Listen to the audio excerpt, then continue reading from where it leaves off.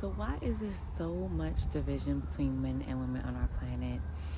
The truth is, this goes way, way back. Even before Christianity, there have been dark beings that have been infiltrated on our planet, and their goal is to create chaos. And they know that the divine feminine and the divine masculine, once they are together in unity and harmony, there's pretty much nothing that could really stand in their way. So their goal was to basically separate us as much as possible. Christianity was one of the ways that this division started in the book of Genesis with Eve. Eve was basically the blame for the downfall of man, not to mention the plethora of men that are represented in the Bible. I found out recently that King James hated women. The person that translated the Bible, he hated women. It puts everything into perspective. So Christianity definitely plays a big role today, between the division of man and woman. Even when they're in union in the same household, men, they're often unaware of the tactics that Christianity uses to oppress women, and maybe they are aware. The thing is, men are more based in this material realm, due to their nature, and women are more based in the spiritual realm. They're very flowing, very bright-brained, and also due to them having a womb, which we are literally the channel of life that life enters through on this dimension. And so we have to really start to recognize the tools that are being used against us to divide us. And modern wise, even in the maybe 1920s, 1930s, you can look at the advertisements that were published about women and how they were treated. They were treated like trash. They were treated very objectively. And this perception of us, it definitely didn't start there, but it definitely had an impact on how women are treated throughout the media. So women are seen as objects. Rap, definitely, and it's hard for me, because I definitely come from a generation where rap transitioned from something positive into something like, money, cars, women, men, having sex, like, just doing these things for fun, and granted, the previous generation was definitely on that, but it just kind of took a turn somewhere. So it's the divisiveness is so strategic, been so strategic. So the goal has been for a while to separate and divide families. And if we look at other cultures, if we look at the Indians, and even some of the Latin American cultures and South American cultures, they live in one big family, where everyone is together, auntie, grandma, uncles, everyone lives together.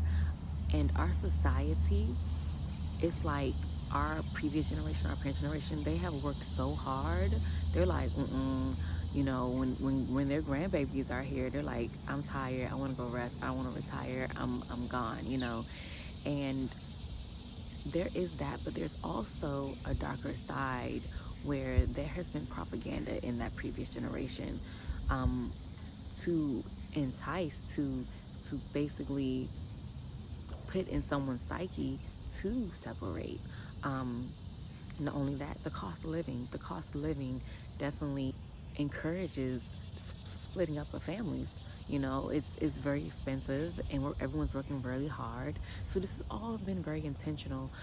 This also trickles down into the families. So anyone that's having kids, right? It's very difficult for us to afford childcare. For anyone that has a child, it's very difficult. So all these little things are here and there. So not to mention these podcasts. We have podcasts that are literally encouraging men to be abusive, encouraging men to get more than one woman, like Kevin Samuels, the late Kevin Samuels. Like, oh, you're a high value man if you have money, if you have this and that. He didn't mention if the man was abusive or not. This encourages men to be abusive. This encourages men to abuse their sense of power. And it definitely diminishes the balance and equilibrium in the household. So we have to look at everything that our society has confronted and been faced with. And the goal is to separate us. And a lot of these TV shows, a lot of these reality TV shows really put a wedge in relationships. So it's really like this understanding of psychology that the masses don't have, that they're literally using against us. And it's really hard to watch, but we have to stop and understand what's going on, because they know that if we are divided, we're going to fall. We're going to be conquered if we're divided. They've done this to every civilization on our planet. Every indigenous community done this too. So it's like, if we're not paying attention, it's going to be done to us. And we just have to be vigilant and aware of what's going on. And a lot of us are not, because we're working 9 to 5s, we're hustling, we're bustling, we're tired. We just want to come home and relax because everyone's burnt out and doing a job that they may not even like, you know. So we have to really put these things into perspective, because if we do not understand what's going on, we're going to run into the same issue. We're going to run into the same issue. If we're not understanding history, we're going to run into the same issue. If we're not understanding the motive behind these things that's happening, we are going to run into the same issue. We're going to run into the same issue as a world, okay?